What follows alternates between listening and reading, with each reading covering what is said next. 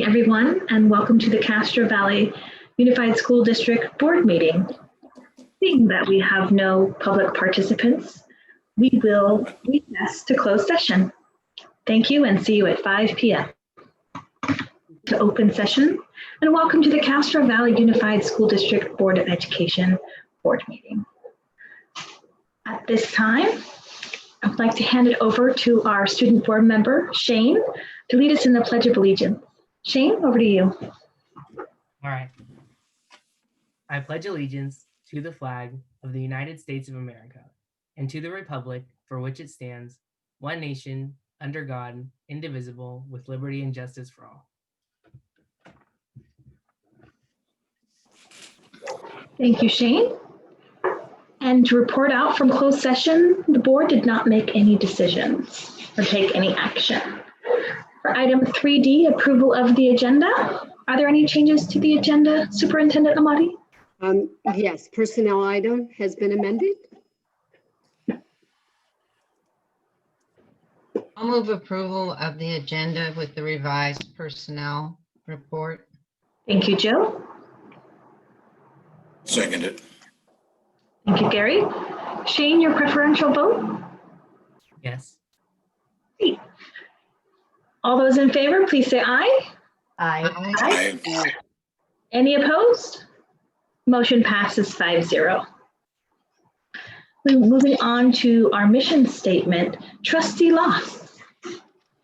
In partnership with the community, Castro Valley Unified School District educates students in a learning environment that is safe, nurturing, and culturally responsive. Students are guided by excellent, inspired staff, utilizing innovative instruction, curricula, and technology. Thank you, Trustee Law. So the community is aware for public comment. The board respects and encourages the public to comment on matters on the board agenda and within the board's jurisdiction. The board fully supports civil discourse and requests that everyone respect each other and their point of view. Individuals who would like to address the board must raise your hand during the start of the agenda item. To comment by video conference, click the raise your hand button, and to comment by phone, raise your hand by pressing *9. To request to speak when public comment is being taken on an eligible agenda item. You will then be unmuted during your turn and allowed to make public comments. After the allotted time, you will then be remuted. Individual speakers are asked to limit their comments to no more than 3 minutes. There are up to 30 minutes of public comment allowed on each agenda item. With board consensus, the president may increase or decrease the time allowed. This meeting is being recorded to prepare the official minutes. Over to item 4, student board member report. Shane, what's going on? Well, we have a few things going on that are really cool in our community. The high school leadership is planning on organizing more virtual events, specifically looking into having more virtual concerts based on the success of the last one. ASB is working on having a virtual winter assembly where maybe we get our ASB president and ASB vice president on campus to record a welcome back kind of video. Rock and Roll Week was last week and each school participated in it. The high school has organized multiple fundraisers for our class funds accounts. Canyon Web has held class bonding events for 6th graders. And the elementary schools are holding parent-student help meetings. Thank you, Shane. Appreciate your report out. Now on to item 5, our school report and presentation. We're lucky enough to have with us Palomares Elementary. Over to you, Praveen. Let me unmute. I'm excited to introduce Dr. Tomita, who's going to take us to the next presentation. We're excited to have you here. Welcome. Thank you so much. Good evening. I'm Jennifer Tomita, the proud principal of Palomares Elementary, and it's my pleasure to be here tonight to share with you about our one-word project at Palomares. In January of this year, I received an email from TV Tip that was emailed to all of our new teachers that includes helpful tips, encouragement, and ideas. Through the years, I've always found this newsletter helpful, regardless if you are a new teacher or a veteran, and I've shared it with my entire staff. In this particular newsletter, I learned about one word. In a nutshell, the idea is to forget about the idea of making a New Year's resolution, and instead choose one word that you can focus on every day all year long. I love the idea that I immediately thought that I would have our Palomares staff participate in choosing one word for the 2021 school year. So I added a note to myself on my calendar for August 2020 so I would remember, so I could plan next steps. Little did I know that when I did this, that our circumstances would be completely different for our schools, our community, and our world for the start of the 2021 school year. At the start of the school year, I reached out to our school counselor, Ms. Fisher, and I asked for her support in leading our staff in an introduction of one word at a staff meeting. We asked that each staff member consider what one word they would cling to and focus on for this school year as a motivator, encouragement, and something to inspire how they approach their students. We asked them to make a sign and bring it to a future staff meeting where we each shared our one word and why we chose that particular word. I then asked if staff would take a picture of themselves holding up their one word sign and send it to me. As I looked at the pictures from our staff, I was encouraged and inspired myself at what our team brings to our school and students and families each and every day. Despite the different circumstances that we find ourselves in, we still find joy in what we do. We still respond with grace. We strive to be positive and remain hopeful, and of course, smile in this virtual adventure. In the past few weeks, we invited our families to join us in choosing a word for their family, creating a sign and sending me a picture. Our families in Palomares Hawks continue to live up to being a small school with great spirit, and the words that families landed on are so special, inspiring, and beautiful. The words chosen demonstrate our school's community strive for inclusivity, our values, and compassion for ourselves and for each other. So I'm now pleased to show you a short video of our one words. I do want to say a special thank you to my husband for helping me put this video together. And I hope that you enjoy, and maybe you will be inspired yourself to find one word to help lead you in the 2021 school year. Following this video will be our presentation to honor our Hawk of the Year, Jofiel Cervantes Montes, and our parent volunteer, Katie Bennett.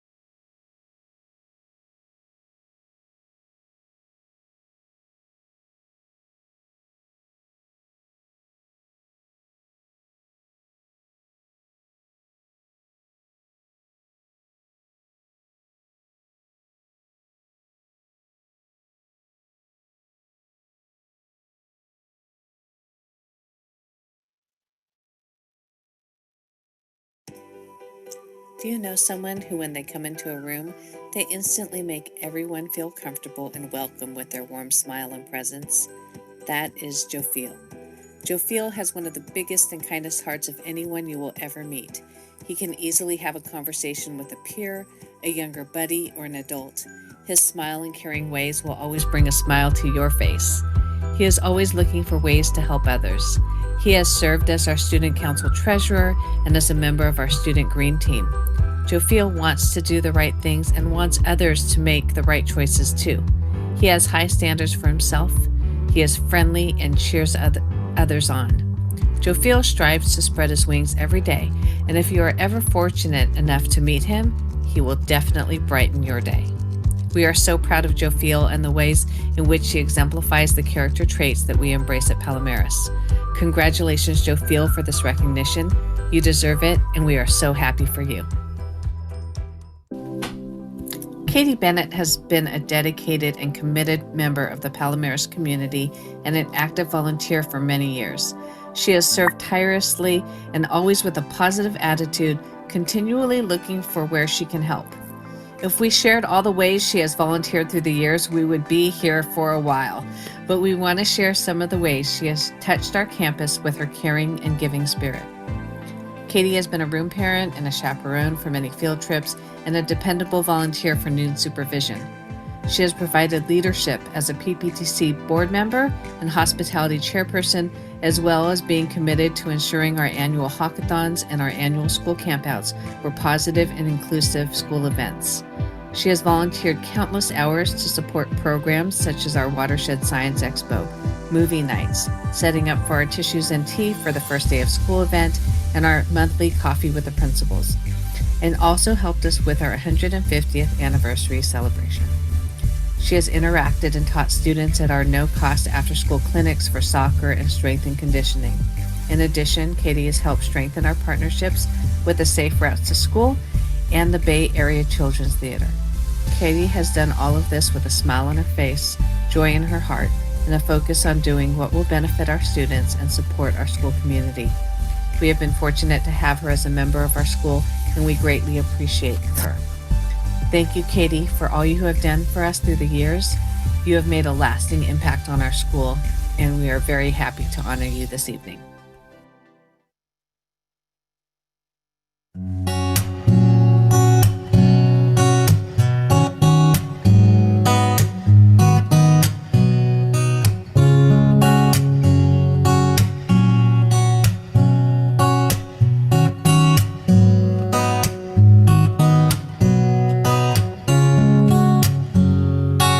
Saying I love you is not the words I want to hear from you.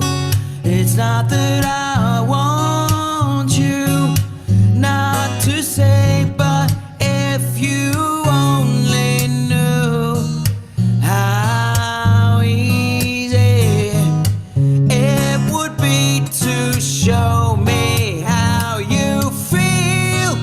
More than words is all you have to do to make it real. Then you wouldn't have to say that you love me, 'cause I'd already know. What would you do if my heart was torn into more than words to show you feel that your love for me?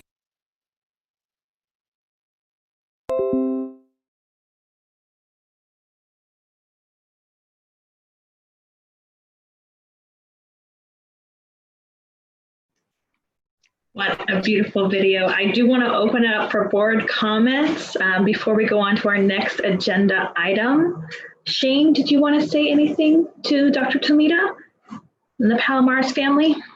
I just want to say thank you for that beautiful video. It was great that you got to acknowledge that student and the teacher, and Miss Jill Loss. Thank you so much for everything that you've done for our community. I know on behalf of myself and all the students, thank you for all that you've done for us. Don? I loved that video. Every year everybody's at the beginning of the year talks about New Year's resolutions, and I love the idea of having a word to focus on instead of a New Year's resolution. So I think that's something I'm going to take to heart myself next year. Thank you. Joe? That was lovely. The Palomares one was great and pretty sneaky, Jennifer and Peter.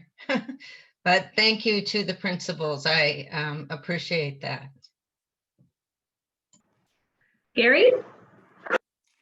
Yeah, that was really nice. I think that's the first video like that we've ever had. And I think the idea of searching for words is really a creative way of looking at this. And they are quite inspiring. That was really nice. So thank you for all of that. I thought it was great. And the two awardees were terrific as well. Thanks very much. Thank you, Gary. Monica? Yeah, congratulations to the two awardees. This is always my favorite part of a board meeting. And it's too bad we haven't been able to do this in person, because it's always great to see the kids and the presentation that you do. But I thought it was amazing, and I really enjoyed it. And I like that concept of focusing on just one word to promote in your life, as opposed to trying to come up with a million resolutions that you'll never keep.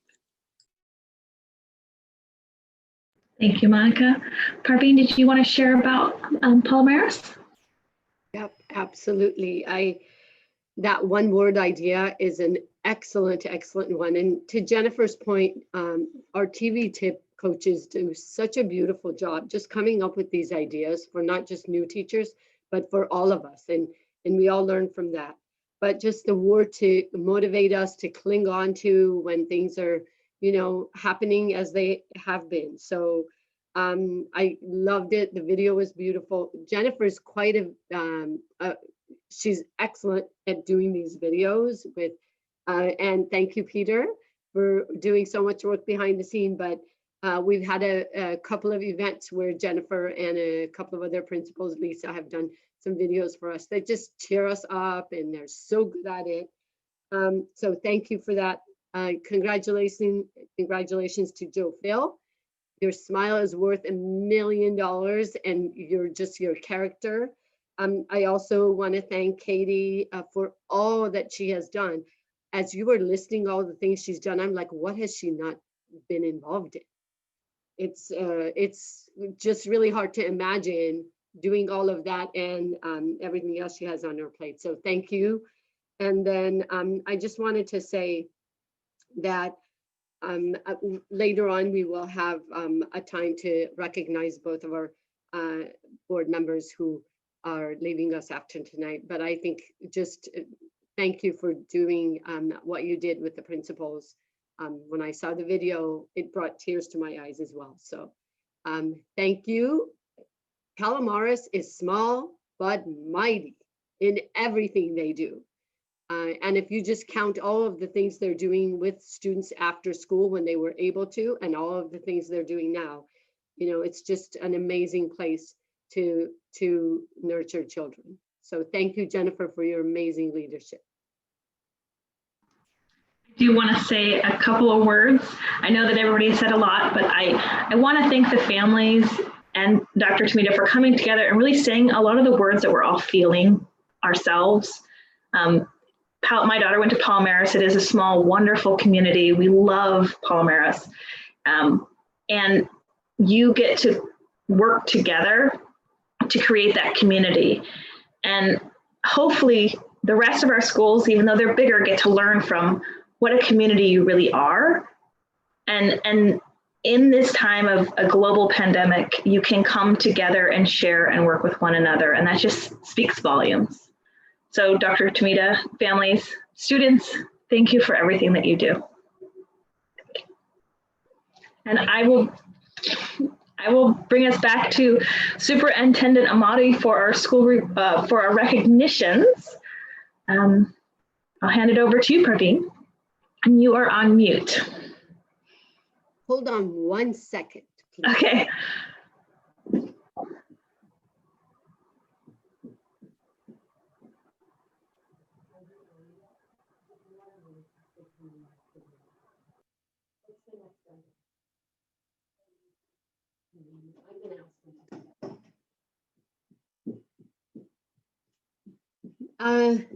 President Whitaker, is there any way we could just switch and have our CVTA and CSEA go first?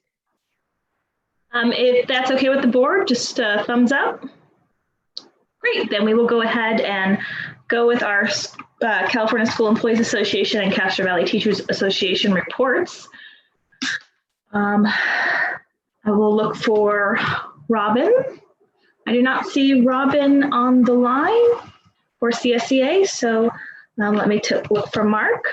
And Mark is on the line, so Mark, welcome. Hi, thank you very much. So it's the holiday season, so I'd like to take this opportunity to once again thank the whole board for working so hard for the Castro Valley community, especially over the past several months. The decisions that you have had to make as school board members during the pandemic have been difficult and unprecedented. I know from several of the board meetings and social media activity that the community has strong feelings on opening or postponing opening. And as I said at the last meeting, I know that this must weigh heavily on your decision making, and just, thank you very much for doing this tough job.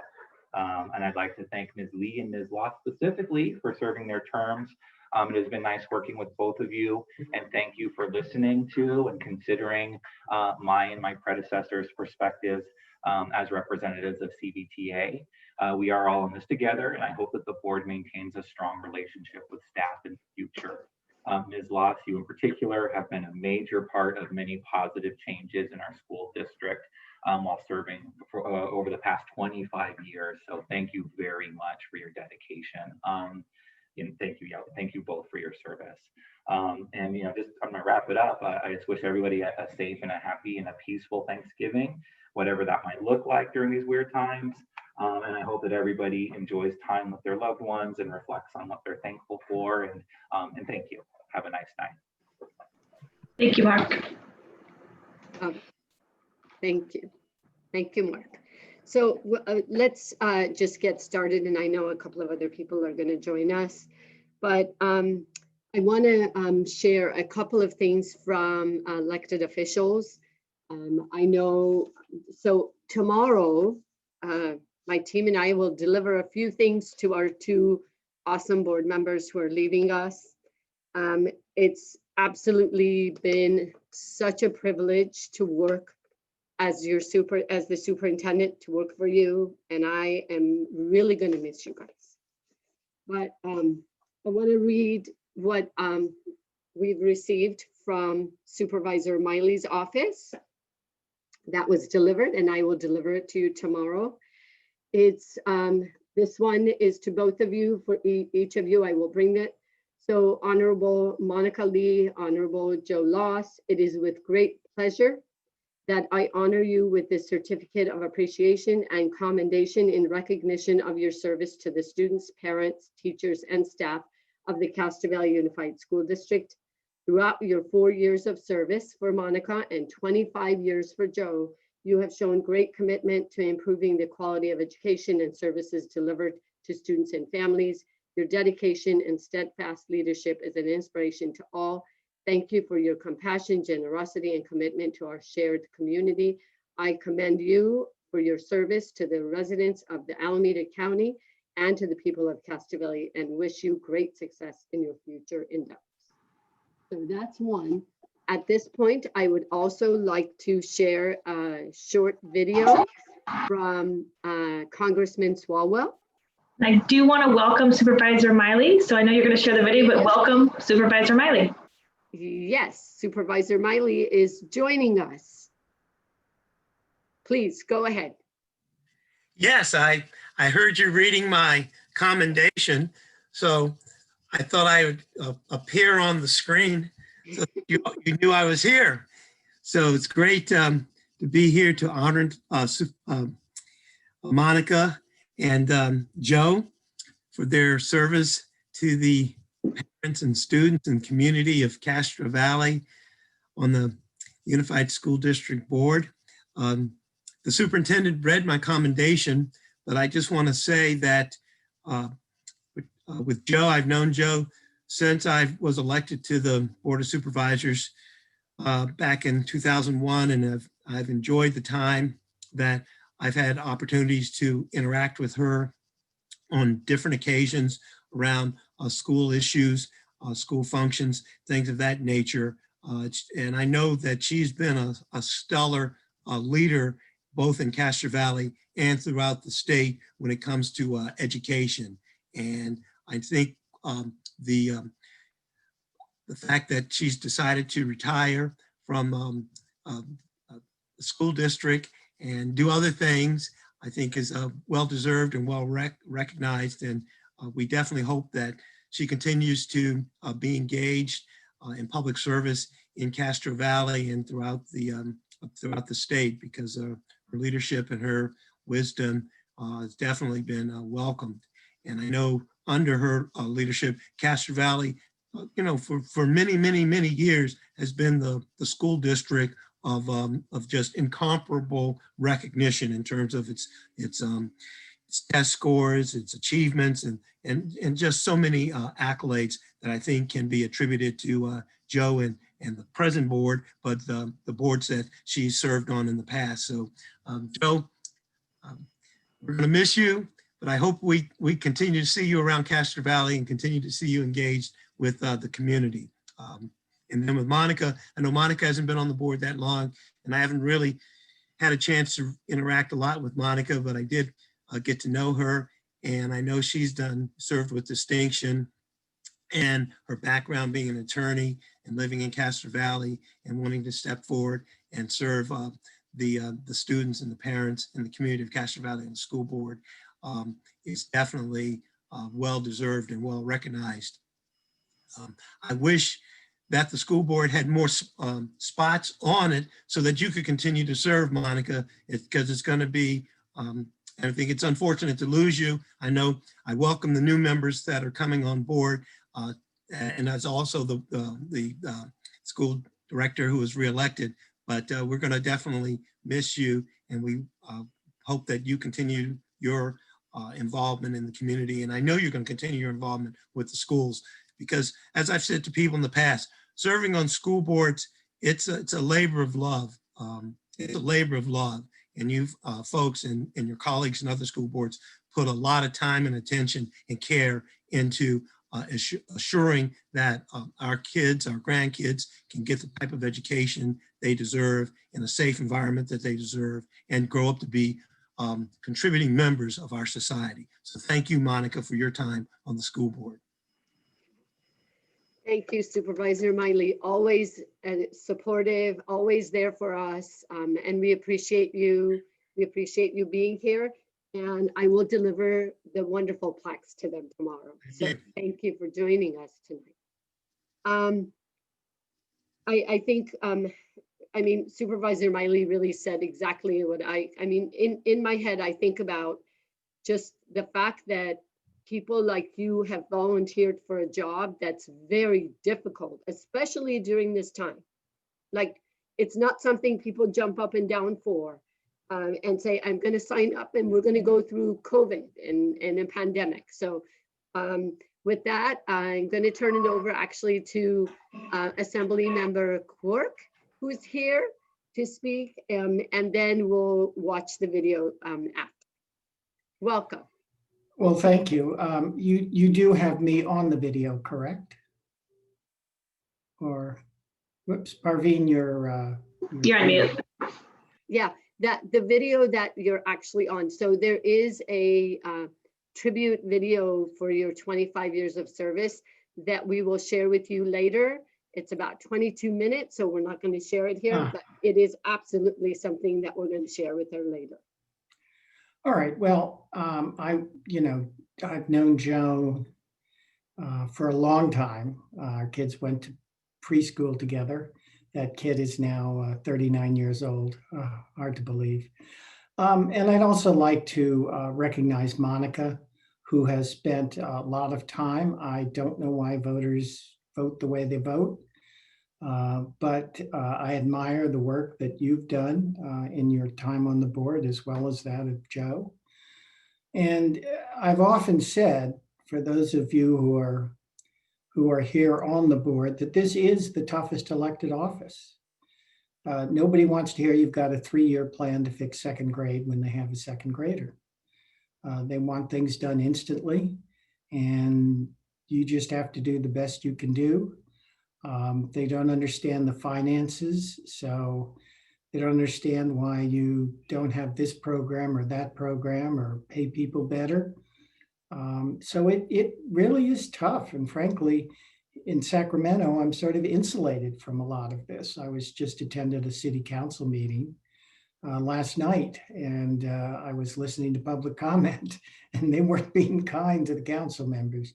But I think you know, all of you who are on the board, who've run for this, you have my immense respect. And for Joe, who's been on, I guess, more than 20 years, I just can't imagine what that's like for you. All those evenings where you didn't have time with your kids because you started this when they were at home and pretty small. So that was a lot that you gave up, and Monica, you as well. And of course, all of you board members are taking on a great responsibility. There is nothing more important than the education of the young. We do have a resolution for Joe. I can't hand it to her tonight, but recognizing all those years and being so proud of you, not only this, but League of Women Voters and other activities you've been involved in. Monica, I'm sure you will continue to make a contribution to the community, and I'm wishing you the very best as well. Harvey, Thank you so much. And the resolutions will be delivered as well tomorrow. They were supposed to come today, but I guess they it's actually from Assembly Member Quirk and Bob Boykowski. So it didn't make it here today, but we will deliver. We will deliver. So thank you so much for being here. Now we have a video from Congressman Swalwell.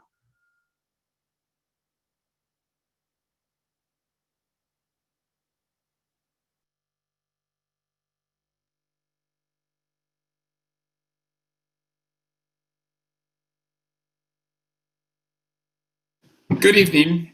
I want to take this opportunity to thank Castro Valley School Board trustees Joe Loss and Monica Lee for their service to our community. Joe, you served well over 20 years the people and students of Castro Valley.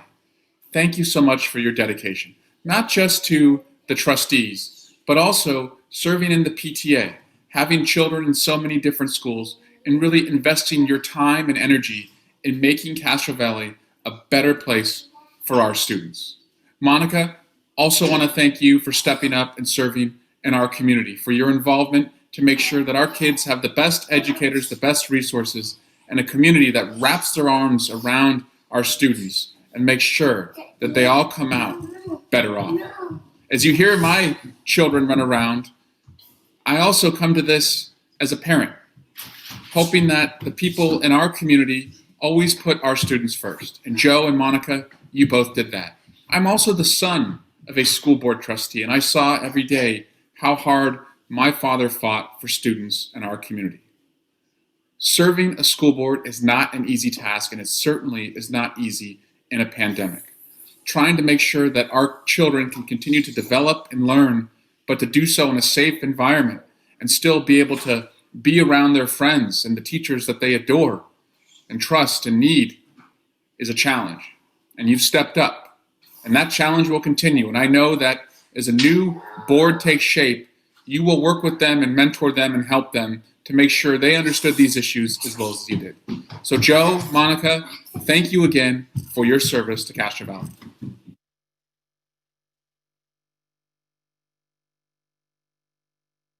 So we will make sure to share that video with you as well to keep. And now I'll turn it over to the team, but thank you so much for everything. And like you have heard, I'm hoping that you continue to stay involved, and I have learned a lot from you. And as a superintendent, I feel very fortunate to work for a board that we have, that I've been able to work with the last 6 years. So thank you. Thank you, Praveen. Shane, did you have any comments? I just really wanted to give like a deep thank you to both of you. Having such two strong presences on the board and me coming in new this year in like the middle of a pandemic has just really warmed my heart and gave me much hope for the future of our school and the future of the progression of our own society. So thank you so much to both of you.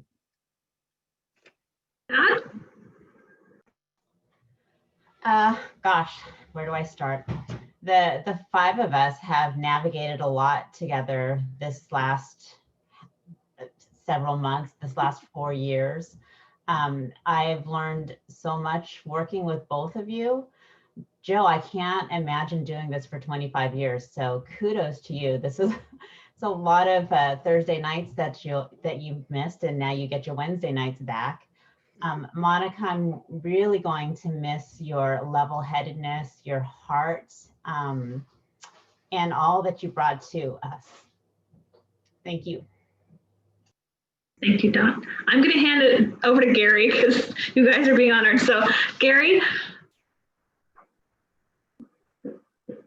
Well, thanks to both of you. I mean, Joe, throughout this, as Dot just said, these years has certainly been a bonding experience for all of us. You know, I've been around the Castro Valley schools as a parent or a board member for over 20 years, and Joe has always been here in that sense. And so I certainly learned a lot from her, and she early on certainly mentored me a lot, and I appreciate that a great deal. Monica and I have been friends for a long time. I'm very proud of the fact that I recruited Monica actually to the board, and been really thrilled to be around her for all this time. So look forward to continuing to seek her guidance over the next years. So thanks. It's really gonna be different without both of you, as Dot said, and we certainly will miss you. So good luck to you both, and thanks for everything that you did for all of us and for the community.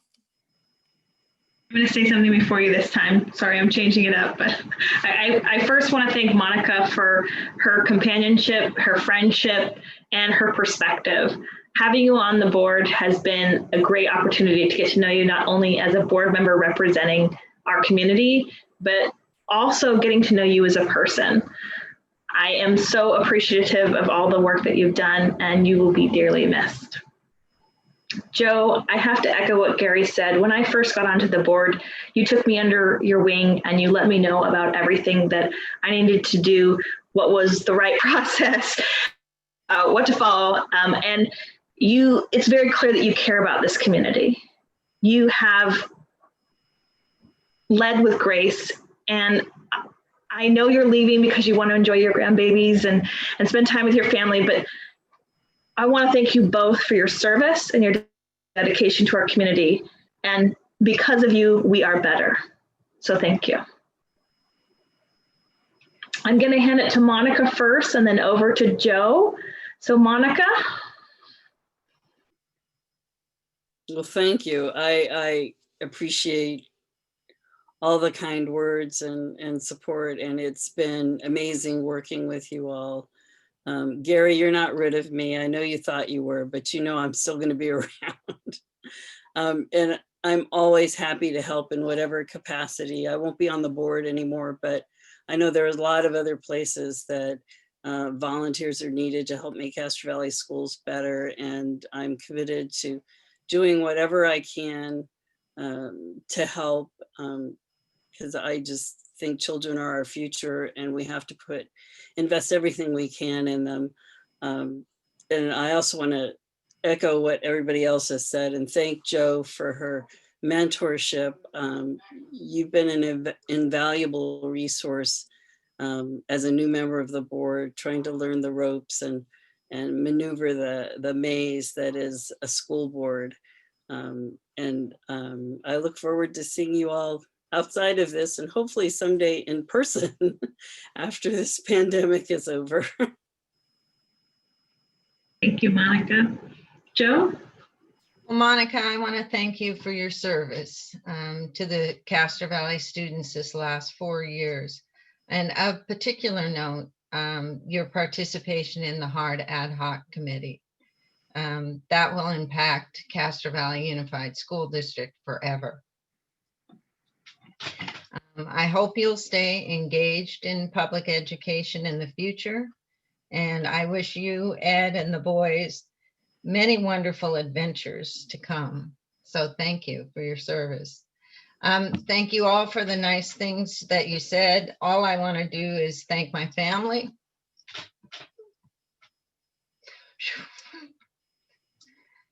For Ed and the kids.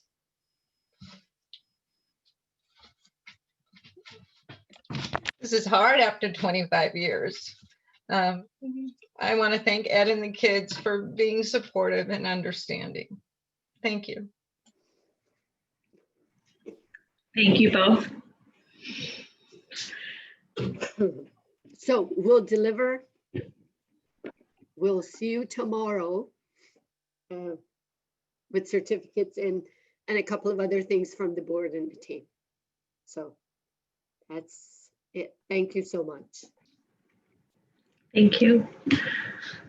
Moving on to our next item, item 8. If there are public comments for items not on the agenda, this is your chance to raise your hand and share. So this is for not on the agenda. Looks like we have one hand raised. So Amy, if we can get that timer ready, and I will allow Sarah Fetter to speak.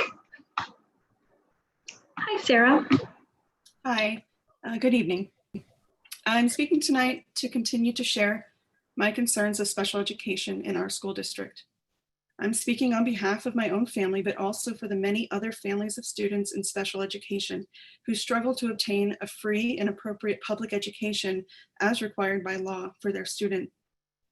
I have stated before that communication is lacking, and tonight I'd like to share an example of what that looks like and how it can impact a child.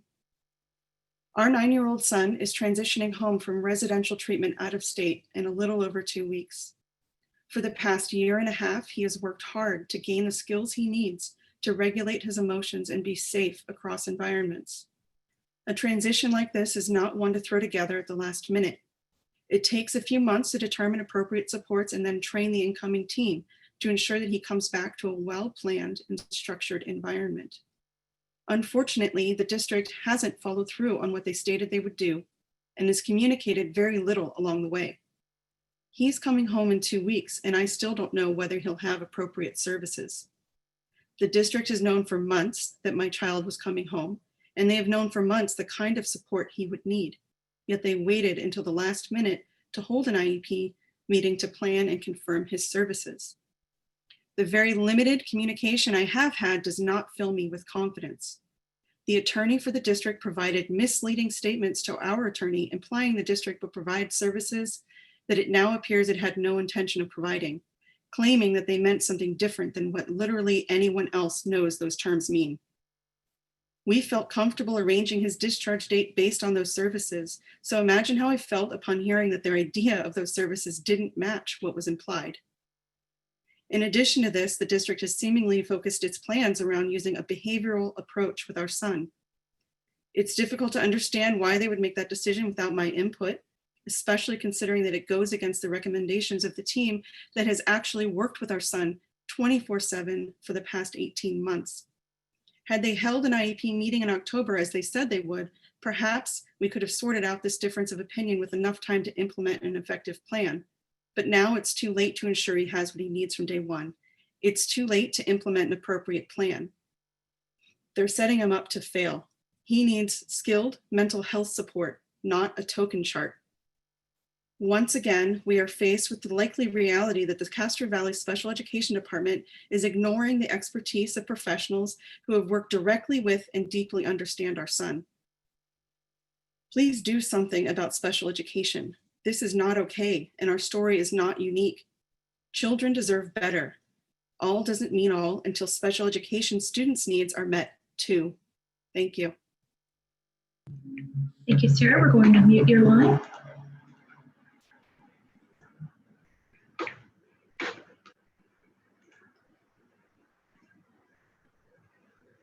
Oh, let's see.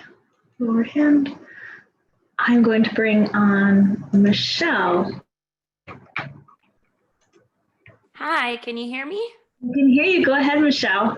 All right. Hi, I am one of Joe's children, and I'm speaking to represent all of us who everyone is on. And we just wanted to say, Mom, that we are so proud of you and everything that you've done and the example that you've set for all of us, all of your service on all of the boards, the volunteer work you've done over the years.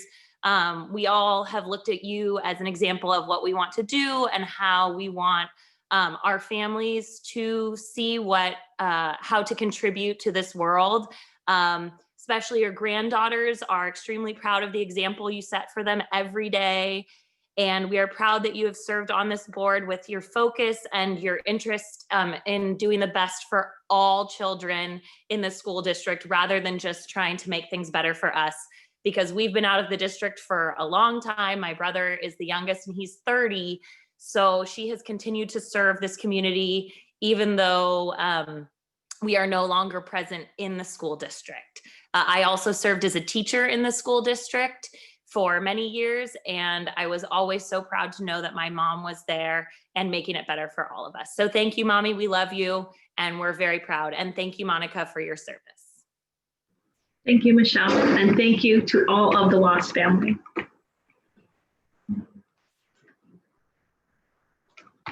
I'm going to bring on George Granger. George, are you with us?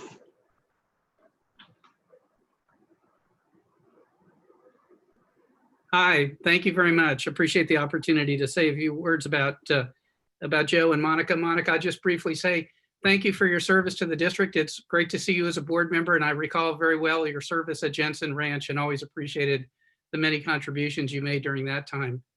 But Joe, I just wanted to be sure we were on tonight to congratulate you on your long and exceptional service to our school community. It was an honor and a privilege to serve with you for so many years. You were an outstanding board member. You challenged all of us, excuse me, to be our best, excuse me, and do our best for Castro Valley students. And I thought the Palomares tribute was great. And as I was looking at the various words that were used to describe you, there were 4 that I wanted to come back to: steadfast, bold, advocate. You were and you will always be legendary. And I think you've set a bar for school board members in Castro Valley and throughout the state that will be very, very hard for people to reach. But it's important that we all continue to do our very best for public education in California. We can always look to you as a model. And I wish you and Ed and your family the very best. And one of the best things about serving on the board with you is building a friendship with you. And I'm looking forward to that continuing. So congratulations and thank you, Joe. Thank you, Mr. Granger, and thank you as well for your service. I'm going to mute your line. And I will bring us back. No more raised hands, and we will go to a 5-minute recess. So it is 5:49 now, so we will go to 5:54, and we will see you shortly. Thank you.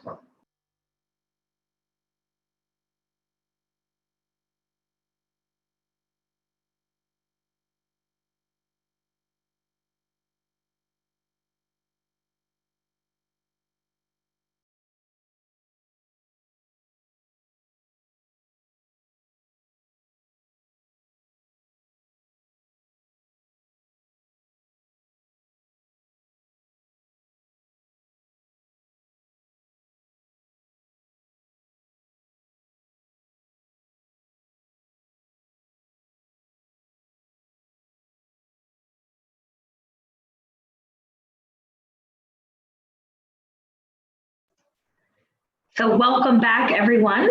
I do want to apologize. While multitasking, I accidentally bumped somebody off who came to public speak. So Amy is trying to let that person back in. Sometimes it's hard navigating between leading the meeting and pushing all the Zoom buttons. It's a learning opportunity for us all in this COVID world. So hopefully they're still waiting to get back on, and I've asked Amy to bring them back on. So with that, I will move us on to item the consent agenda. I'll move approval of the consent agenda. I'll second. Who was first? Like a tie. It's been moved and seconded. Shane, your preferential vote? Yes. All those in favor, please say aye. Aye. Aye. Any opposed? Motion passes 5-0. Let's on to superintendent's report. Parveen. All right. Were we able to get the person who wanted to speak on? It wasn't that they wanted to speak, it's that they were a speaker. And when I unmute or mute someone and I put them, lower them, I accidentally kicked them out of the meeting. A huge apology, my fault. Human error. All right, great. So just my update, I actually don't have a PowerPoint tonight. We've done that almost every time, but this time I'm just going to update you on the fact that you've all heard there is new health order. The county just updated their health order with really very specific things that will be closed and all of the criteria that people need to actually follow. My hope is that everyone follows the guidelines to a T so that we can get out of this mess that we've been in and continue to go into closing things down. So at this time, we actually, again, at superintendent's meeting, Dr. Moss, who was also appointed as the, because he's been an interim as the health officer for Alameda County, was there today. So our hubs continue to stay open. Again, schools that have been open already stay open. That is basically in Alameda County, it's only private schools at this point in charter schools. So none of the public schools in Alameda County are open. And there is no, they will not allow waivers moving forward. And we'll just have to wait and really follow all the guidelines to make sure everything turns out much better than we have right now. And we will continue as usual to plan. We are putting in place all of the protocols and procedures for COVID testing. We'll begin that very soon and be ready for the next step, as well as just the screeners and the different things we need to have in place and practice to get really good at. So unless you have any questions about that, I'm going to move on to a couple of other updates. Any questions about this? And I don't have much of an answer, really. I'm just hoping that things get better. I do want to say next week, I'm hoping that everyone takes a break and stays safe and stays at home. So to help with the pandemic, but also to spend time with their families. A couple of other updates I have today. We had our first legislative policy committee meeting at the state, and we continue that throughout.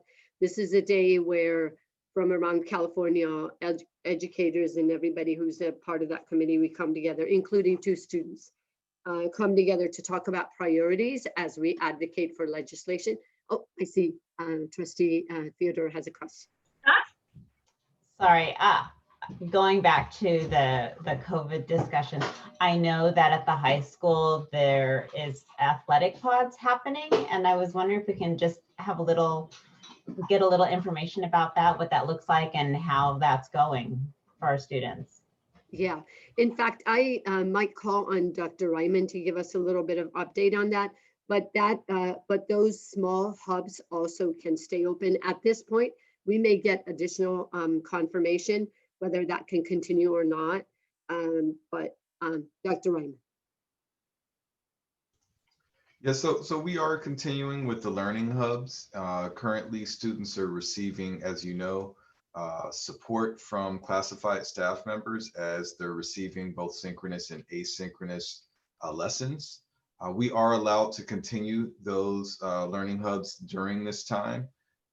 In terms of expanding or adding to the hubs, we are currently staying put for the time being, but we will be continuing to look at places where we can not only expand the number of students that we're supporting with the learning hubs, but also increasing services that we're providing to students, including something you'll hear more about, which is social emotional supports to ensure that they're receiving every support possible to be successful. Dr. Ryman, Trustee Theodore was asking about the athletic hubs. Oh, sorry. It would be better if I was responding to the right hubs. I apologize. In terms of the athletic hubs, we haven't launched athletic hubs for all programs at this point, but we do have a lot of our athletic groups that are starting to do engage in some limited activities, including conditioning. We aren't going to be engaging in sports at this time, but there is some conditioning that's allowable right now. Does that answer your question? Well, I kind of wanted to know, like, what Oh, it's what does it like, look like? like, what does it look like? How many students are participating? What sports are being conditioned, and who the coaches are, that kind of thing. I can have Dustin jump in. I realize that's a lot to ask for on the fly. So if you want to come back to us, you know, that's fine too. Yeah, I think what I'll do is we will go ahead and include it in the weekly update. But just so for those who are listening, we do have a few, and the guidelines are very strict.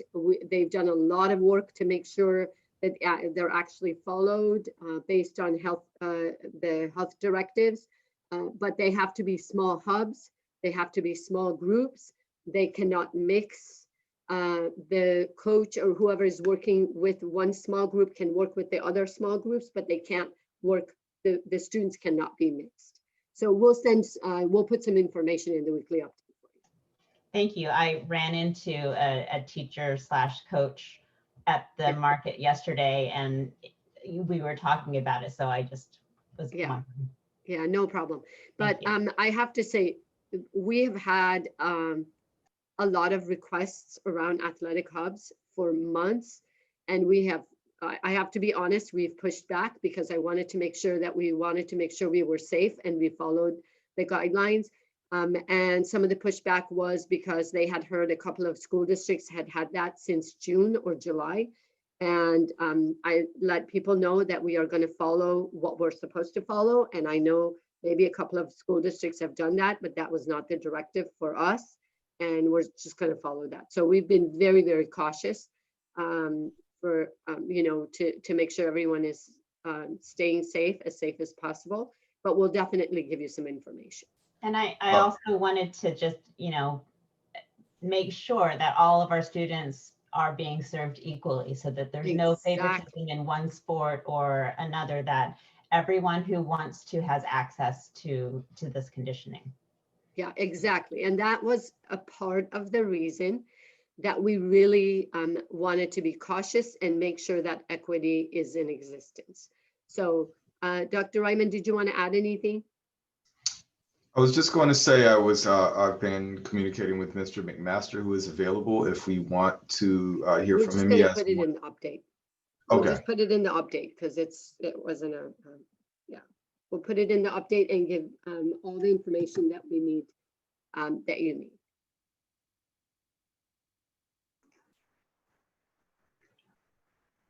Oh, Parveen, you're on mute. Yeah, let me go back to my update.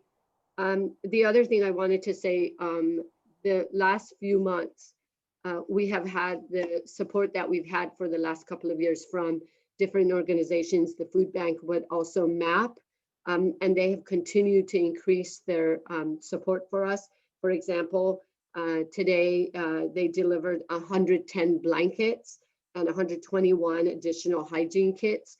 In our resource room, it looks wonderful. People we have reached out to are going to come and pick up what they need. But just so you know, the freezers are full of food that we actually deliver to families who are in need.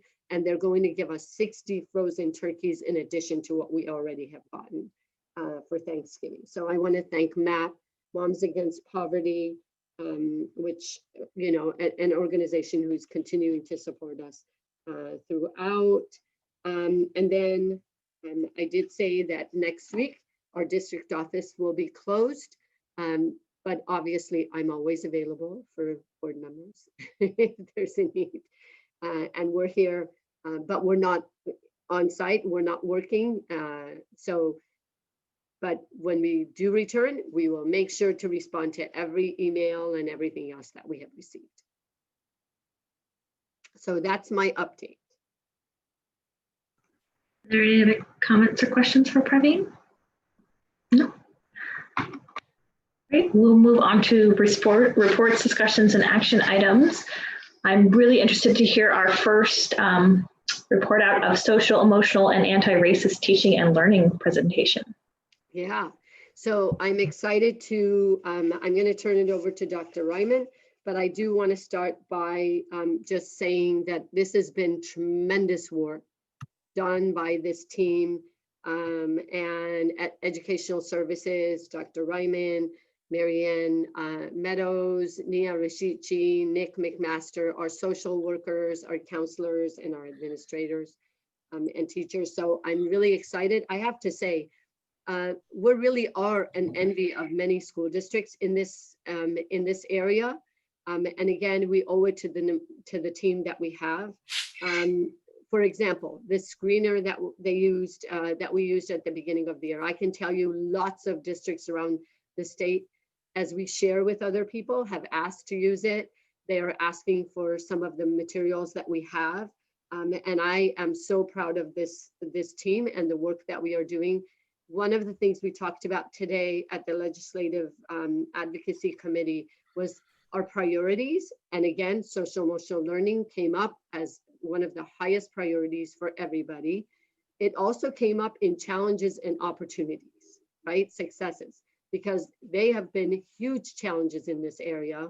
And today I actually, at the Women's Club, the executive director of Eden Hospital was speaking about the same thing and the need that they have seen, as well as it is a success story for many of us because we have found ways to do this better during COVID. So with that, Dr. Ryman.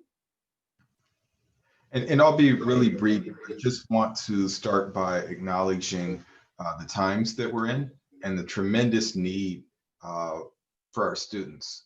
And we're really proud of the work that we've done as a district because of the vision that the board and Ms. Samadi have had in terms of making sure we have social emotional supports. That work that we've done around equity has really put us in a position that we're able to leverage that work that we've been doing up to this point and build a really robust system of supports for all of our students. As Ms. Amadi was sharing earlier, this has been a truly collaborative effort.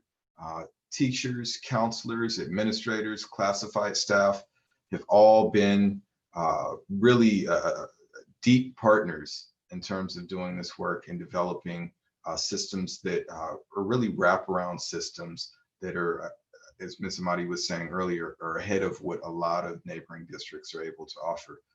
So we do have our coordinator of behavioral services, Marianne Meadows, as well as our director of elementary instruction, Nia Rashichi, who have been two of the strongest leaders in developing these systems and building them out. And with that, I'll leave it to them to share with you what we've been doing. Thank you, Dr. Ryman, and thank you, Superintendent Amadi. We're really happy to be here presenting tonight. Again, my name is Marianne Meadows. I coordinate behavioral health for our district. My pronouns are she and hers, and I'll be presenting tonight with Ms. Nia Rashichi, our Educational Services Director over elementary. And we have, the two of us are presenting tonight, but we represent a very broad and diverse group of folks. As a white woman, it's always something I want to name, that I am representing the work of my colleagues of color and students of color and staff of color. So it's an important piece for us to start off with, but we're happy to be able to bring information on the work that has been going on for a long time. And then we're going to talk about the current, and we're going to talk about the future too. So thank you. Next slide, please.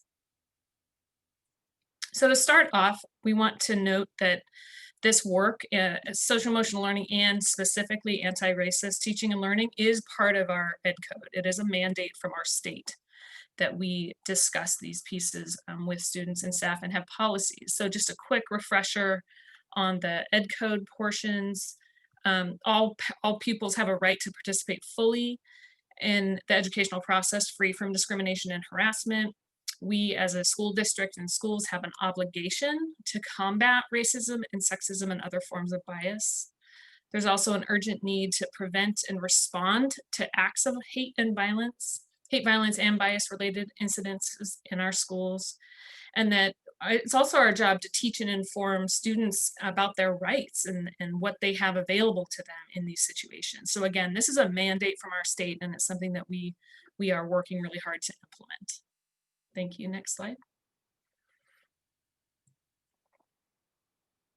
And also a reminder that our school district's strategic plan is based around these mandates, right? So just to point out the piece in our strategic plan around social emotional needs, our two specific statements are that every student will feel safe and valued in our schools. And that means safety in all the ways and value in all the ways.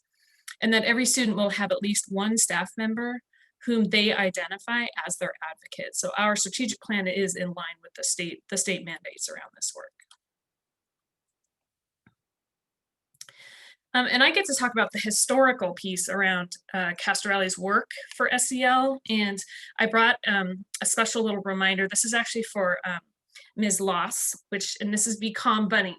And if you'll remember, a quick little story, when I started this work, my first board presentation, I brought the second step curriculum, and it's full of puppets. And I made the whole board hold the puppets and think about what it meant to be a kid and be able to learn in this kind of way. So Ms. Loss, I have a special Be Calm Bunny for you in celebration of your retirement. So I just wanted to bring that to you.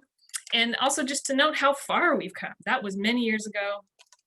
And that's really where we started in our district in a lot of ways. It was around this second step social emotional learning curriculum where we teach empathy and perspective taking and emotion management. We also have built out positive behavioral interventions and supports, PBIS. The board has heard many, many presentations about PBIS. The board put in a big investment into our elementary counselors and our secondary social workers. They are an incredibly important piece of this work. And it was due to the board's vision and investment in those positions that those continue in our district. We also always have our amazing guidance counselors at our schools that do that every day face-to-face with students. We have also, over the last few years, been able to implement restorative justice circles and that model. We'll hear a little bit more about that later. Our character education classes and programs. And also more recently, the board hearing sessions. Those are social emotional in the sense that all members of the community need to feel heard and valued. And the board has been doing those with different segments of our residents here in Castro Valley and our families. And then of course, there are many, many parent and student efforts at the sites. There's too many to list, but all of these pieces have to do with teaching each other how to regulate our own emotions and how to be in relationship with other people.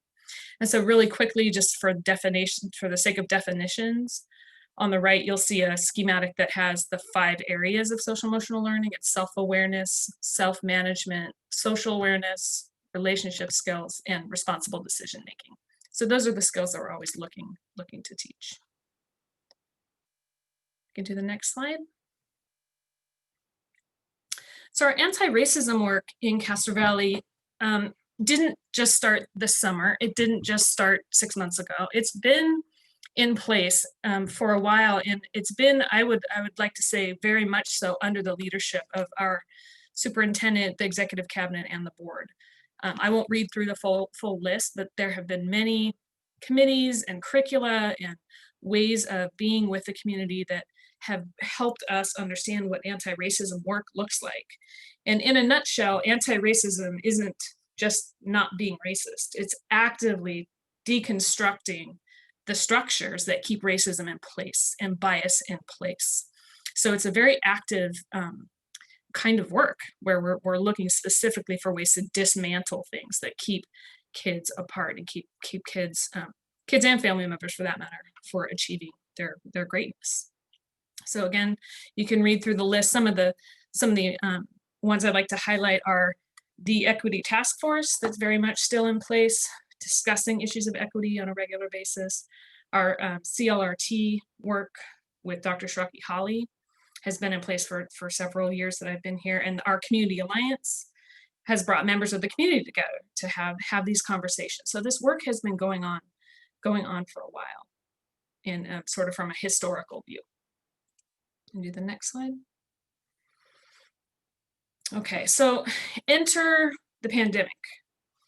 So what we know, and I know that there are members on the board who have a background in health, obviously more than I do, but what we know is that the COVID-19 pandemic hit communities of color in disproportionate ways.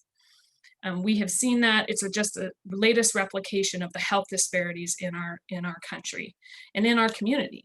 And why I feel like these pictures are so striking is that our students went into the streets, they marched into the streets demanding that our community and the adults take notice and start making some changes. And that was such a critical moment, I think, in our town of Castro Valley. Being able to see our students out there being extremely, extremely clear about their values and what matters to them. And we had members, just a side note, we had members of the Wellness Center who accompanied the demonstration as street medics to be able to support students. And that is our role as adults in our community. So it was a turning point where we really needed to get serious about what the students were asking us to do and to seize a window of opportunity to continue this anti-racist work in our community. I can do the next slide. Okay, and so as is often the case, the students are ahead of us. So although we had, of course, been doing the work for a while, the students got out into the streets in a way that was very vocal, and we needed to tool up. And so these are some of the philosophical and theoretical pieces that we looked at as a district and as a leadership team and as administrators and teachers. And you'll recognize some of the names. Ibram X. Kendi and his book around how to be an anti-racist, Dr. Bettina Love with abolitionist teachings.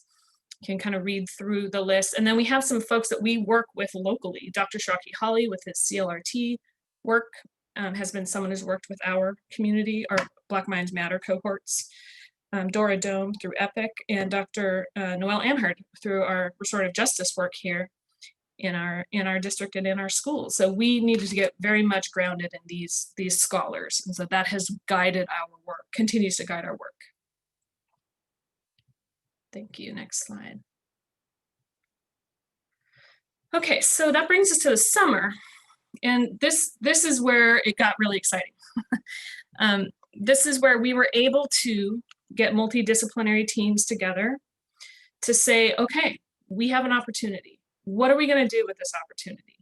We have a chance to create the materials we've always wanted for when the students come back, and even virtually, right?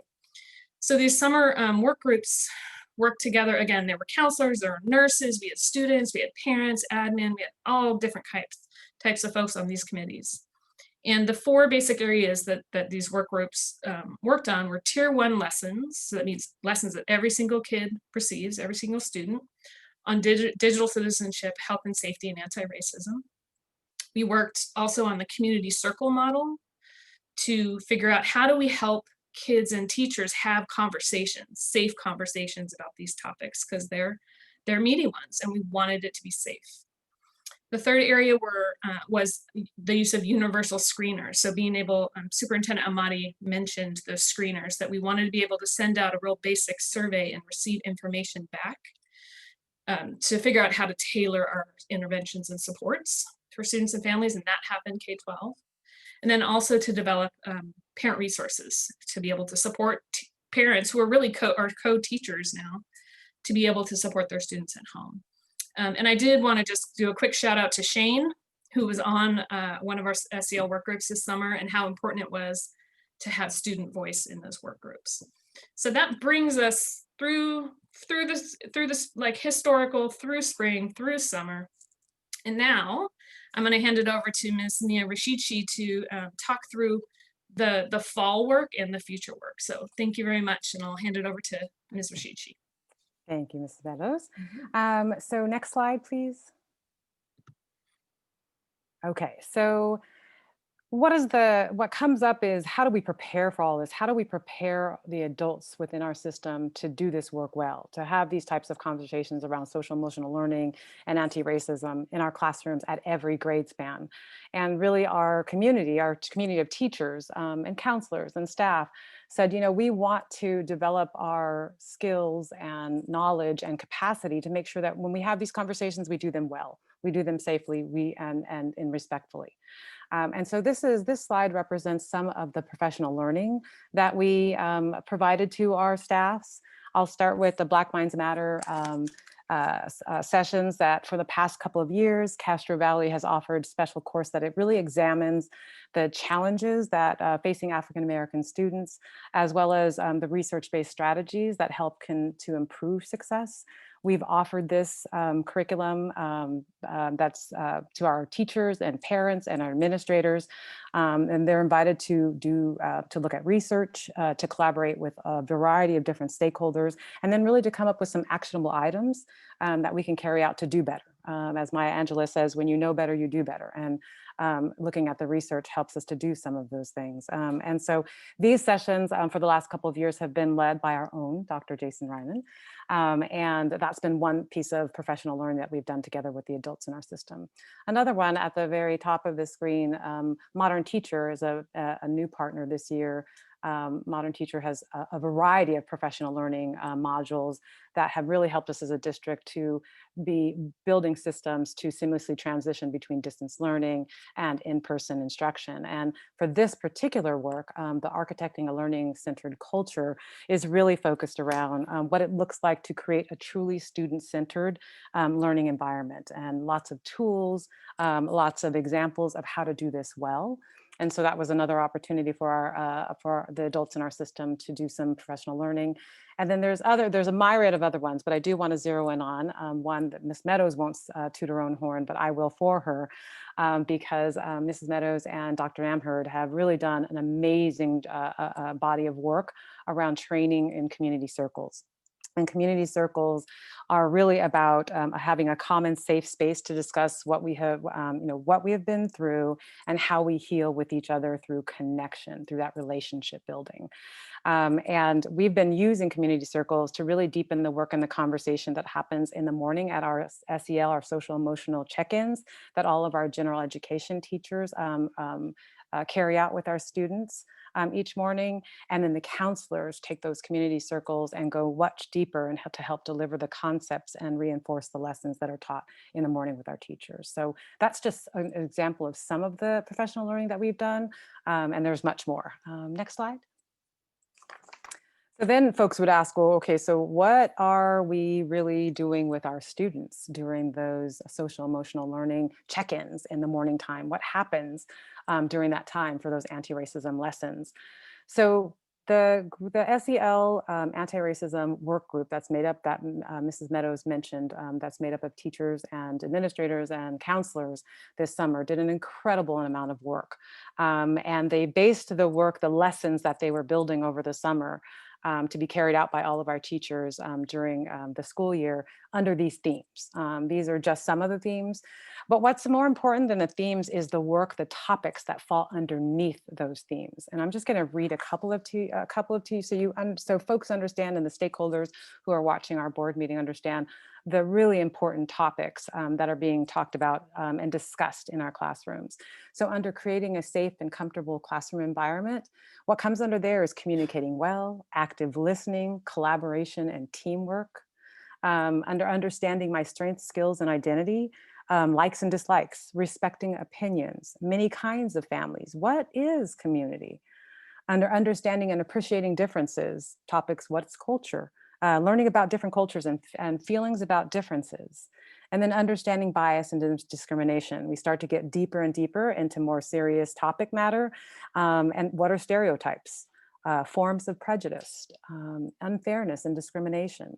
Those are some of the topics that we're talking about with our at age appropriate level under these big overarching themes. So when folks ask, what's the work that we're doing in those SEL check-ins and what are those community circles? What's happening in those community circles to reinforce some of those concepts? Those are the topics that we're talking about in our classrooms on a daily basis. Next slide.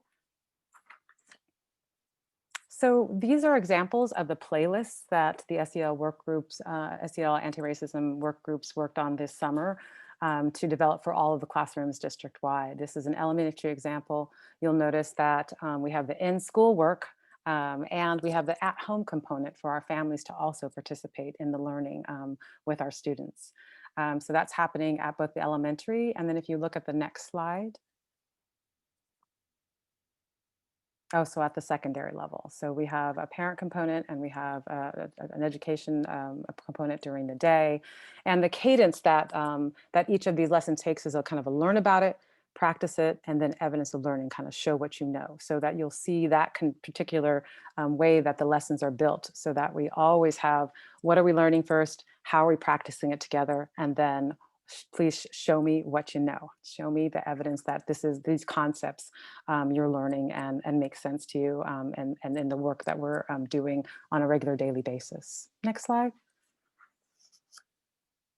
So then we have the Mosaic Project, and the Mosaic Project is a new partner with us this year. This is again with the adults in our systems. Our staffs at the beginning of the year really asked us, again, as I mentioned before, we want to make sure that we're prepared to have these conversations at a deeper level, that we have the skill and the capacity and the knowledge to do that. And so the Mosaic Project is working with our entire district of teachers and administrators. So the elementary and adult school are working in a grouping, the middle schools are working in as far as their grade span, and then the high school is working. And so we have 4 sessions that we're working with the Mosaic Project on from October through December. The first couple of sessions are really focused on building our skill and capacity and knowledge, developing a common vocabulary. What do we have an agreement around what we mean by implicit bias and stereotyping and prejudice and discrimination? And instead of using microaggressions, because some of those aggressions don't seem so micro, maybe we instead use subtle acts of exclusion. And then what are some of the tools we can use in these conversations that we're having with our students? 3 keys to connection. How do we connect? Well, listening, empathy, and assertiveness are 3 of those keys to connection. And then what are some of the blockers that we want to stay away from? Blame, guilt, defensiveness. We want to stay away from those in order to make the connections that we really want to make. So the first 2 sessions are about skill building, capacity, knowledge. And then session 3 and 4 are really about let's practice. Let's practice the skills and the tools that we've been learning about through scenarios, through role play. And then finally in session 4, the role play also turns into each school will choose an area of focus that they want to zero in on. And then the Mosaic Project from January through May of 2021 will continue to work with those individual schools on an area of work specifically for, that's an area for the specific school community. So that's the work that we're doing with Mosaic Project with adults in our system, continuing to build skill, capacity, and knowledge. Next slide. So then we have the kind of ongoing work. We've talked about the professional development, that is ongoing. We are always building our skill and knowledge. Board hearing sessions. So Mrs. Meadows mentioned those briefly. What we set out to do this year, what board members set out to do this year was to really make sure that we listened to our African-American families and our Latinx families. We wanted to hear from our parents and families about what's actually working well for our African-American students and what might not be working so well. And then what can we do together to improve outcomes, improve the strategies that we're using, improve what we're doing for all of our students so that we really approach what we are saying as far as all means all. Accountability partners, that's something new with the work that we're doing this year. We basically trioed up or paired up at the site level leaders and at the district office. And we're really actually working together to be thought partners to reflect together on this work and how do we really become anti-racist in doing that work in a strong way and in a strong assertive way, and how do we hold each other accountable to the work that we say we're going to do? Do we really do it? What ideas do you have? And did you do what you said you were going to do? If you didn't, how can I help you to push you a little bit to make sure that this work, even though it's hard sometimes, continues to be done? So those are our accountability partners. The Community Alliance, I think everybody seems to know so much about what the Community Alliance does. It's one of our big partners in the community. But for those of you that don't know, the Community Alliance is a collaborative group of Castro Valley community and educational leaders and students and families really advocating for compassion and understanding and acceptance. They've carried on so much work that the level of advocacy is pretty amazing. They've done things ranging from social justice, hosting a social justice film series and a panel discussion, reading the book, How to Be an Anti-Racist, doing lots of work that, again, ties right in with our social, emotional, and anti-racist work. So we appreciate that ongoing work and partnership with our district. I'll skip down to the Equity Task Force. And the Equity Task Force is a standing committee in our district, which gathers input from stakeholders and organizes initiatives and provides guidance regarding equity work overall in our district. The task force really does examine practices regarding curriculum choices, programs, and gathers input and gives us feedback about what's working and what might not be working and how can we do it better together. All of these initiatives all of this work is ongoing work, really about building a more equitable Castro Valley community. And I just want to say at the very bottom, the affinity groups. We have, when in the hearing sessions, some of the feedback from our families was, we have African American Parent Committee Advisory and the Padres Unidos at the secondary level, but we don't have it at the elementary level. And so we heard that very clearly. And even more importantly, our site leadership heard that very loud and clearly. And so we now have started at the elementary level, an elementary African American Parent Advisory Committee and an elementary Padres Unidos. And what's powerful and exciting is that these are being led by our site leaders. So the elementary Padres Unidos is led by our principal, Doris de la Torre, and our parent liaison, Nancy Nodal. And then our African American Elementary Parent Advisory Committee is being led by Principal Ivana Rogers and Principal Gina Faria. So that's leadership at its best, taking feedback and putting it into action. So we're really excited about that work. It's in its beginning stages. And so we will keep the board informed about the work that they end up doing together. Next slide. Okay, and so I have these last two slides. These are questions that we are constantly asking ourselves. And I wanna, as a system, we're always looking at all the work that we do, every decision that we make, every step that we take. Is it really matching our district's mission, vision, and core values? But I wanna zero in on that second bullet, which is how do we become a more welcoming and inclusive community for all our families? That's what we're out to do every day, in every decision that we make and every step that we take. How do we do that work well within our in our discipline decisions, in our curriculum choices? How do we make sure that we are really zeroing in and focus on, does this make our district a more welcoming and inclusive or not? And if it's a not, then we shouldn't be doing it. And to really judge what we're doing by that bar. So just next slide. And then last but not least, our next steps. I think that our district has done such an amazing job of putting equity at the forefront of all that we do, making sure that number two thing right there, that how do we become a more welcoming and inclusive community for all students and staff and families? I've started to include that in our principal meetings as an ongoing question and in the decisions that we're making. And we don't want to make those decisions by guessing. We want to be consistently looking at our data for our practices and our decisions, and what both our academic data, our social emotional data, and any other data that we get from feedback from both our students and our staffs, because we need to be making informed decisions, not based on guesses. We already talked about the Mosaic project, and the elementary schools have had their 3 sessions already and going to their 4th. The secondary schools are going into their 3rd session with the Mosaic project. And last but not least, we are reconvening the SEL anti-racism work groups to continue to build the amazing lessons that they have built from the summer, so that we can have the resource banks and playlists for throughout the entire school year.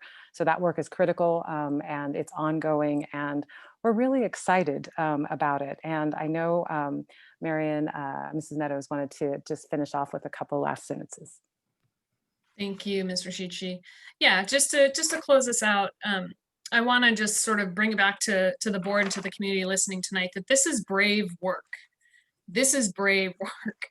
And it means that if we're uncomfortable, we're doing the work. This isn't work that keeps us stable in our same circles and our same ways of being. It means we have to stretch and grow a little bit or a lot. And so I want to specifically say thank you to the board for being on this SEL journey and on this next leg into this anti-racism work. Again, Ms. Loss, you've been a #1 supporter for this work, and we're pedal to the metal. We're going to keep on pushing so that our community has what it needs. Every single person in our community, all really does have to mean all. And that means we as leaders have to be uncomfortable to continue to do the work. So again, to our board, to our executive cabinet, Superintendent Amati, our shining star moving forward, and to our ed services team, and to all the folks that really worked on this project and will continue to. So thank you very much. We want to turn it over to the board for comments and questions. Going to Gary. Well, I think that was really a great presentation. I really enjoyed that, and you did a great job on it. And this is really important work, clearly. Marion, you started off by saying that there's a law that requires this and everything, and I think it's great that there is a law. But I would also like to think that the reason we're doing this is because it's the right thing to do, regardless of the law. We don't, in this sense, we don't care about the law. So it is important, and I'm glad you're doing it, and this is a great report, and I think we can feel good about where it's going and just keep going, and hopefully one day we'll get there or something, but thanks for all your work. I have Shane, Joe, and then Dot. Shane? I just wanted to say thank you to both of you and everyone who's put their entire soul into working on this. Being one of the 2 organizers of the 3 protests we've held along with Nadine Rutino, I can't even explain how much it means to me and so many other people that the things that we're pushing for are actually being implemented. And my main concern in the beginning was that this would be like a check off the box thing, the state is requiring it, and I was afraid it would be a performative allyship. But the fact that you've put so much effort into it and you've been focused on amplifying Black, Indigenous, people of color voices, families, students, shows that it's genuine and you actually want to progress as a society and a school community as a whole. So I just wanted to say thank you to both of you and everyone who's really worked on this. Thank you, Shane. Joe? Well, thank you for your presentation. I loved the way that you gave us the overview so that we can explain what social emotional, anti-racist curriculum looks like, because I think, as Marion was saying, it makes you uncomfortable. Even the title catches people where they're like, what are you talking about? So I think that you brought it to us in a way that everyone can understand, and I appreciate that. Marion, I strongly remember the puppet presentation. And you were telling us, I believe it was going to be you were going to Stanton next, and you were talking about how you were going to make this presentation. And I remember thinking, this is so appropriate for the age group, and yet it's such an important lesson that they're learning. So we're not giving them these big words and these actions that they can't understand. So I'm really excited. I can see how we have evolved as a district, and recognizing that the social emotional health of our students is also our responsibility. And I think that's a really important step to make, and it can be definitely pushed by certain people in the district like Parveen and Jason. But it's also really important that the board does buy in. And I think that this board has done a good job of that and trying to support the work that you're doing and prioritizing it above perhaps some other things that people might say are more important. But the board's made the recognition that this really is a critical piece of a well-rounded education, and we have to give our students that opportunity. So I appreciate it. I hope you go leaps and bounds. I know that as a board member, I've been very proud to talk to other districts about the Health and Wellness Center, the fact that we have counselors. And I mean, people don't believe this, maybe not even the people that are listening, but there are schools in California that don't even have basic counselors, much less the counselors that we have in all levels across our district, and the social workers and the other people that we've made a priority. So I'm really, really proud of that. And the Wellness Center, the changes that you have made in the expulsion and suspension rates at the high school, I mean, it makes me dance for joy, and I don't dance, believe me, you never want to see me dance, but it is phenomenal when you give us the numbers about the work that you're doing and how it is impacted, just not those students, but the whole student body and the atmosphere at the school, because those students are getting what they need. So I'm really proud of what you do. Thanks so much. Thank you, Joe. Dot? Marian, I want to start out by saying thank you for acknowledging your whiteness at the beginning of your presentation, and that you're lifting up the work that people of color have been doing.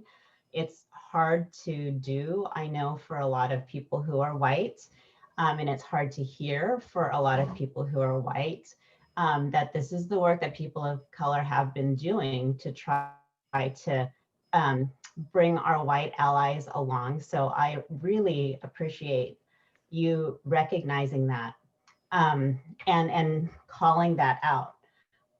You know, the pandemic and all of the social unrest that happened over the summer, the election has brought up a lot of really difficult conversations for people of color to lead, and for people who are white to hear. And I'm so glad that our district is doing this really deep and hard work to bring our adults in the system along, as well as give our students the words that they can use and understand. So I truly appreciate all of this work, and I know it's not easy. I just joined the Black Minds Matter cohort this time around. I have been wanting to do it for, you know, since it started, and the pandemic is the perfect time to do it because I'm stuck at home. I don't have a bunch of meetings to run around and do. So I'm so grateful for Jason leading that. It's a wonderful program, and I'm so glad that it's open to not just the people in our system, but the parents also. I have already learned so much, and you know, coming from a social justice background myself, I felt like I knew a lot, but there's always room to learn more. And thank you for having these opportunities for people to learn more. Thank you, Dot. Parveen, did you have your hand raised? I did, but I think I'm going to sum it up after your comments if anybody else has comments. Joe, do you have another comment?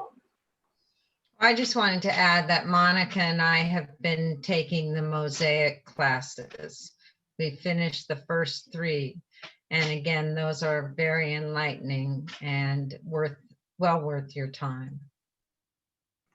I do want to, I'm going to let Monica go and then I'll say a couple words.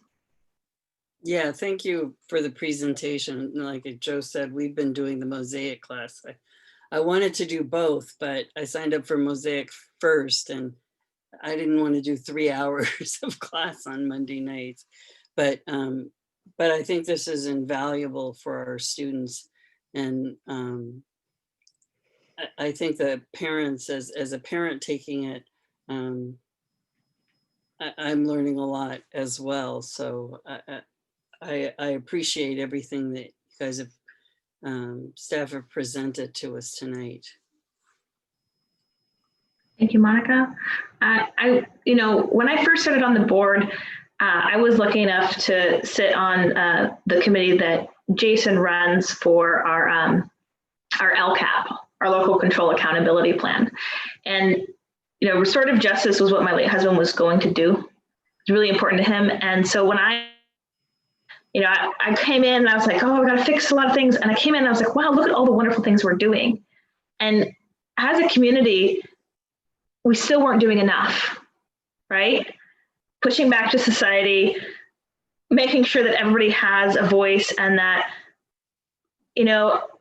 there's this, as a white woman as well, trying to be a good ally and wanting to make sure that I'm part of that conversation of really being an ally in the right way, and continually learning to help out, because I'm going to get it wrong, because I don't know all the time.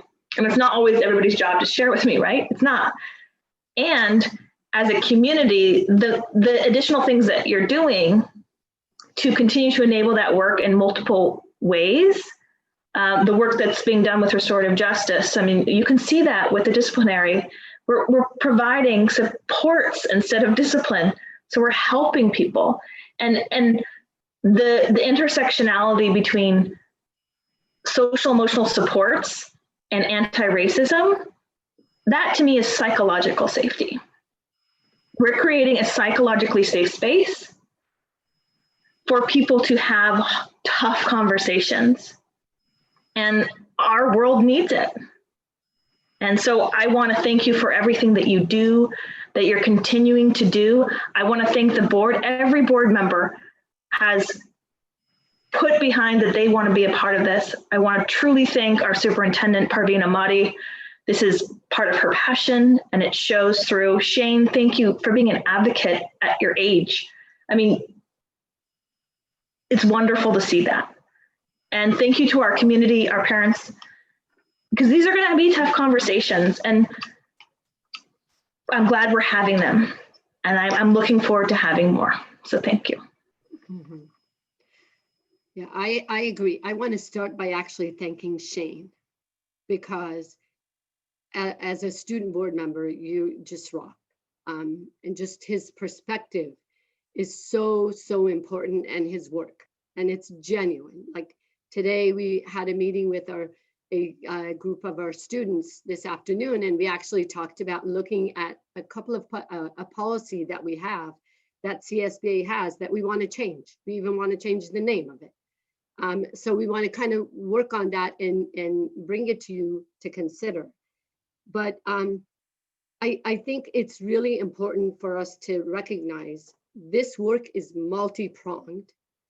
To address structural and systemic issues, including systemic and structural racism, requires that you look at just about everything in your system and see how they're connected. And most importantly, when you look at anything, you only see the tip of the iceberg. Is for us to look way down to the mental models and the ideologies that have allowed those structures to take hold, right? And I love hearing, just all this work cannot be done unless you have a stellar team like we have here with these folks and our administrators. And I have to say, these are not easy things for our teachers and staff to actually have conversations with 30, 40 kids. So I applaud them for taking steps in that direction. We used to call these conversations courageous conversations. They're not courageous, they're what needs to happen. They're critical conversations. And I think being involved in that kind of work you have to use every minute you have in the right way For example, our principals meeting and our admin meetings are actually professional development on this kind of work so that they can build capacity in all of us and their staff and our students. I also remember one of our vice principals, I think it was Sharon Travers, when we were talking a couple of years ago, we were talking about this work being important, being hard. And she used the word, she said, this is heart work. It isn't just hard work, it's hard work. We have to change people's hearts. And but none of this, when we talk about restorative justice, right? We have actually added to that support that we've had with Noel Amherst. You as a board are why we have the kind of wellness center we have. You as a board are the reason that we were able to keep our counselors and add and have social workers. So I really want you to know that without your decisions that you have made, none of this would have happened. And I think when we talk about what our priorities are, that's where our funding goes. It's important that people recognize without a board like we have had, this is not possible. I actually know, you hear, you watch, there are boards that continue to have conversations about why they shouldn't do some of this and why, how does it look in the community?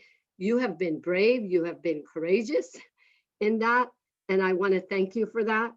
I also want to say that, the issues around racism, the people of color didn't create those problems. That is not a problem people of color created.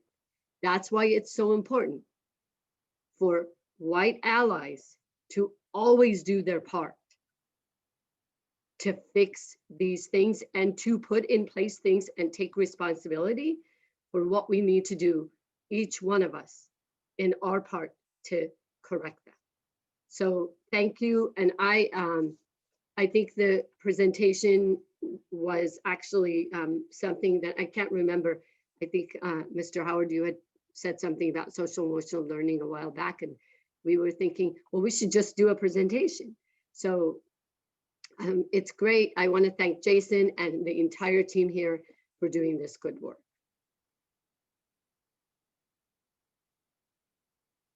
I want to clap. I'm sorry. I feel like this is so great. Thank you, everyone. Really appreciate it. We're here to support you in the work that you do, and we're looking forward to seeing how this goes in the future. Yeah. Please join us to read Cast, the next book we're reading. I know Joe Loss, even though she's not going to be a board member, there she is. There's the book. And Teresa. So we're going to start reading. Go ahead and start reading it. Our first meetings are going to be in January. Okay. Thank you, Parveen. The 11th of January, we start. Yes. Thank you all. Well, Nia, Marian, thank you so much for joining us. Thank you for all the work that you do, and we look forward to talking with you next time. Have a safe, happy holiday. Moving on to our next agenda item, approval of the personnel report. Parveen, we have an amended personnel report. Yes. Great. I'll move the approval of the amended personnel report. I'll second it. It's been moved and seconded. All those in favor, please say aye. Aye. Aye. Any opposed? Motion passes 5-0. We will move on to item 7C, re-adopt the day, time, and location of regular board meetings for 2020-2021. Yes. So since the law changed in CSBA and our board policy actually now does say that that new board members need to be sworn in not before the second Friday. We do need to change the board meeting to December 14th. We have asked and everyone is available. So this item is related to that. We also wanted to make sure that there's also an opportunity for us to let the community know that the meeting has changed. So it's action for you, possible action. So I'll move that we change the date of that meeting to December 14th. I'll second. It's been moved and seconded. Shane, your preferential vote? Yes. All those in favor, please say aye. Aye. Aye. Any opposed? Motion passes 5-0. Thank you. Now we'll be moving on to board member comments and reports. Shane, is there anything else you would like to share with the board tonight? Yeah, I just have a few things. I'm now on the Trojan Time Student Advisory Board to make plans for future Trojan Time decisions winter on. I've been attending DSLA and CSBMA. And then I only had one other thing that I forgot to mention earlier. The high school leadership usually does an adoptive family program for students in need. And we usually raise the funds for that. But this year, we've raised enough to have $100 per kid, and for each family, $100 for a Safeway trip. So, I mean, that's great that the community got that together. Thank you, Shane. Dot? Since the last board meeting, let's see, I visited the Learning Hub at the high school. I feel like I mentioned that before, but it was great to see their process of students coming in and checking in. And then Mr. Torpy showed me where a second Learning Hub will potentially happen. So it was nice to see, and I'll actually see kids on campus. I really do miss that. And then I am in this current Black Minds Matter cohort, and it's been really great. If you haven't done it, you should do it. It's a lot of learning and great conversations with your community members. So I highly encourage it. Thank you, Dot. Joe. Well, I hate that I was all weepy. My family was there and a lot of my PTA friends, so caught me off guard.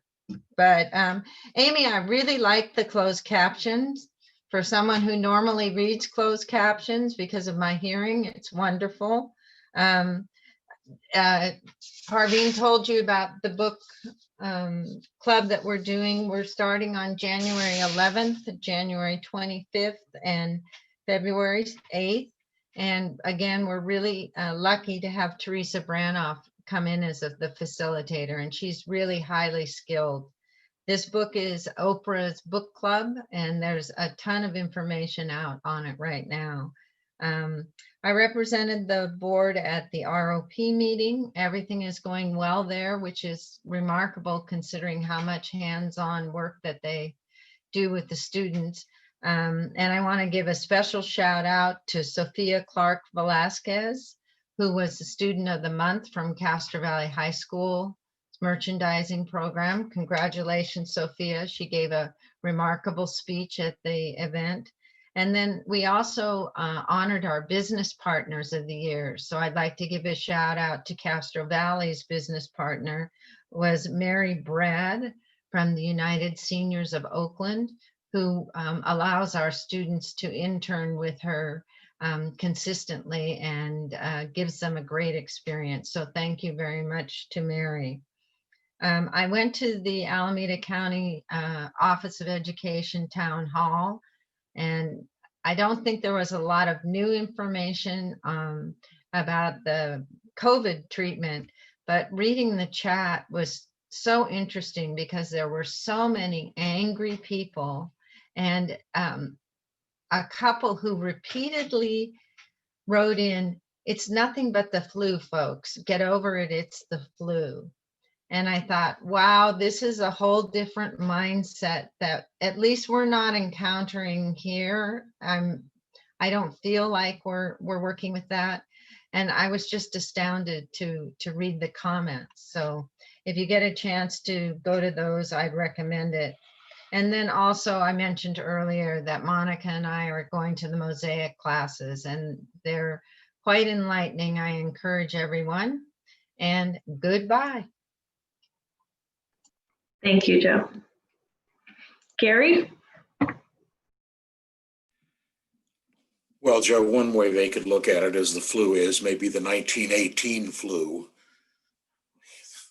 But I am also glad we don't have that here. So clearly, there's not a lot going on in many ways, and in other ways, there's a lot going on. We did have 2 meetings last week, and one of those prevented me from attending the Eden Area ROP Biotech Advisory Committee.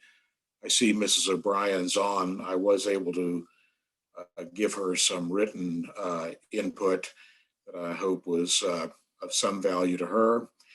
I also want to say I was glad to see George Granger on the call tonight to honor Joe, but I also see former Superintendent Jim Fitzpatrick. Glad to see his name on there. One last thing is that I usually bring up things about the Rotary Club. I believe on December 15th, we're working with Larissa Sadaway to see if we can get the madrigals for the Rotary Club, and that's a Zoom call, so anybody can tune into that.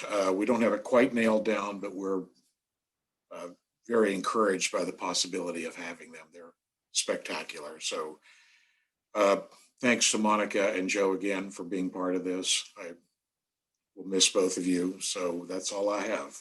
Thank you. Thank you, Gary. Monica? I always have trouble finding the microphone. I attended one of the mental health workshops. I can't remember if it was CSBA or who did it, but it was interesting. Of course, one of our big discussions, and as we talked about tonight with the social emotional learning, is a concern for the mental health of students. We've had several parents mention that in our meetings in terms of either getting their students back to school or keeping their students home. The big takeaway I took from that, and since I'm not going to be on the board anymore, that I think the board should be aware, and I thought I had written down the exact year, but approximately 3 years out, they said that the manifestations of having not been in school could impact children as far as 3 years out. And I can't remember if it was as far as 5, but I know 3 years was in there. And so in terms of budget and the counselors, I mean, we've always made counselors a priority, but it seems like in terms of combating the long-term effects of the pandemic and what students may be feeling as time goes on, I think that's something, and I know you will do it, keep retaining counselors in mind, because there could be long-term effects that it may be a couple years before we really see coming out in students. I went to the Kenyon counselor meeting, which was very interesting, and it happened to be the same day as that mental health meeting, so we were able to have an interesting talk about that. I attended the Silicon Valley Leadership meeting online.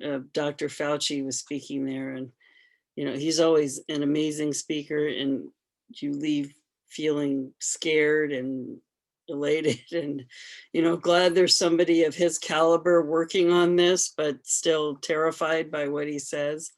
That was really interesting. And like Joe, I zoomed in on the Alameda Office of Education, the COVID update, which was pretty much the same as the first one a couple weeks ago. But like she said, reading the comments in the chat was kind of scary, just because, as we found, people have all different kinds of ideas, and just some of the nastiness in it was just, it's not helpful. We're all trying to work towards a resolution and doing the best we can for children. And it just, I don't know, it was kind of disturbing to see some of the attacks that people were making. And also, as Joe said, we're both attending the Mosaic Project, and I hope to do the Black Minds Matter next time, since that's open to the public. So I think Jason has my contact information and can let me know so that I can sign up. And that was it. Thank you. Thank you, Monica. Parveen, anything else that you wanted to share? We can't hear you. You're on mute. I just want to, I don't have anything else other than I really do want to thank Joe and Monica. It's really hard to end this meeting this way, but we know where you live, so we'll definitely, yeah.